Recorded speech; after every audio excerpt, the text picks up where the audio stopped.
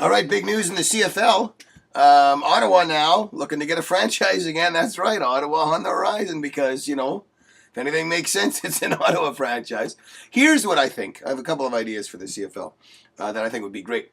I think what Ottawa should do, because they keep going bankrupt or whatever, I think the Canadian government, in this case the minority, or Canada's new government, as the Conservatives like to call themselves, I think the government should pay for them, put up the money. What is it? Let's say it's $5 million a year to run a CFL franchise, whatever it is. So, it's not like, $100 million goes to the gun registry, which is completely useless. Remember the HRDC boondoggle? I think that was $1 billion. What's $5 million, really? Someone can cream that off the top. So they become like the Ottawa civil servants or the Ottawa taxpayers, or call them the Ottawa dog, whatever. But imagine when they came into another city, how every other city would love to just crush the Ottawa team, knowing that they sort of represent the government. Call them the Ottawa Postal Service, whatever. I think it'd be tremendous. But there's talk of them getting a franchise.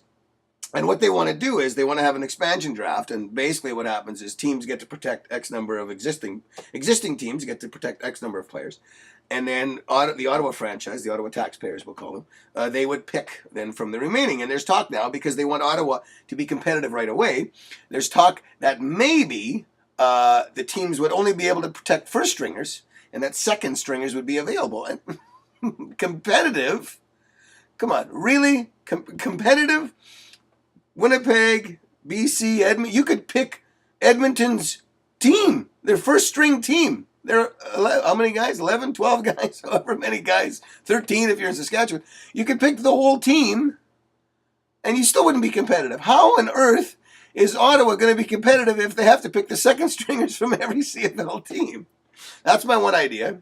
Well, what was the idea? Oh, yeah, the taxpayer thing. Second idea is the season gets a little long. What I think they should do is they should have the whole league in one day. Or one weekend, maybe. Like we used to have field days when we were kids in school. You'd have everything on one day and you get a ribbon. They should start off with 8 teams in the morning, and by the evening, there's the Grey Cup. And you maybe charge $300 a person. So you charge a lot of money, but you start in the morning, and by the evening, the whole league is done. Then you can go to the lake, you can go to the cabin, you can go to the cottage, you can do whatever you want, and you don't have to worry about showing up for CFL games all the time over and over, especially when you're in Winnipeg or Edmonton and BC, when your team just doesn't seem to win anyway. Now, having said all that about the CFL, there's a couple of new stadiums on the horizon. Winnipeg, David Asper from the CanWest Global Empire, I was going to say crumbling empire, he says he's going to build a thing. He's going to borrow money from the city or province, whatever, and he's going to pay it back with taxes. Now, everyone knows he won't be able to pay it back, and we here in Manitoba all know that we're going to have to pay for it, but that's okay. We need a new stadium. It's no big deal. The thing about the Aspers is kind of funny, because everywhere you look in Winnipeg and in Manitoba, the Aspers have their name on something. They're very philanthropic. Izzy Asper wouldn't move to Toronto, loved Winnipeg, stayed here. Very generous people.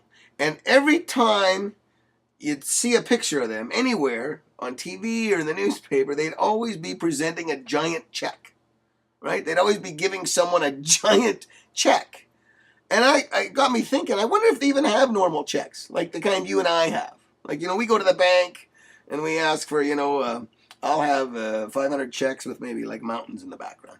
They go to the bank and they'd say, I'd like 500 checks, the giant ones, please. And I don't know how much those cost. They'd be expensive. The problem, of course, is you have to go to like Safeway or Sobeys or Home Depot, and it's not very convenient to, buy something with a giant check. You really need a giant wallet, and that would create a whole bunch of spin-off, I suppose, production of things. I don't know, notions and accessories, things like that. They also always, every time you see them, they have golden shovels, because they're always doing some groundbreaking somewhere. Do they only have golden shovels? Like, wonder if Gail Asper, who's spearheading and has done an unbelievable job, the Canadian Human Rights Museum in Winnipeg. I wonder if she just wants to go plant a flower or plant a tree. Hey, honey, do we have any normal shovels? No, just the gold ones, sorry. Just the gold ones? That's a little ostentatious, don't you think? I'm going to go to Home Depot and I'm going to buy a normal shovel. All right, but all we have is those giant checks. See what I did there? Yeah. And then Regina. This is the best one. The Regina is thinking about building a domed-in stadium. Yeah. Okay. Okay.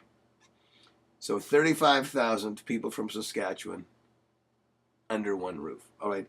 This has bacterial nightmare. This has Biosphere 3 written all over this. I'm telling you, scientists from all over the world are going to come, if this actually happens, to study how germs spread. You got rotting melons on their head, right? Okay, you got rotting watermelons. You got liquid cheese. All right, you got no one bathing for weeks. You got green.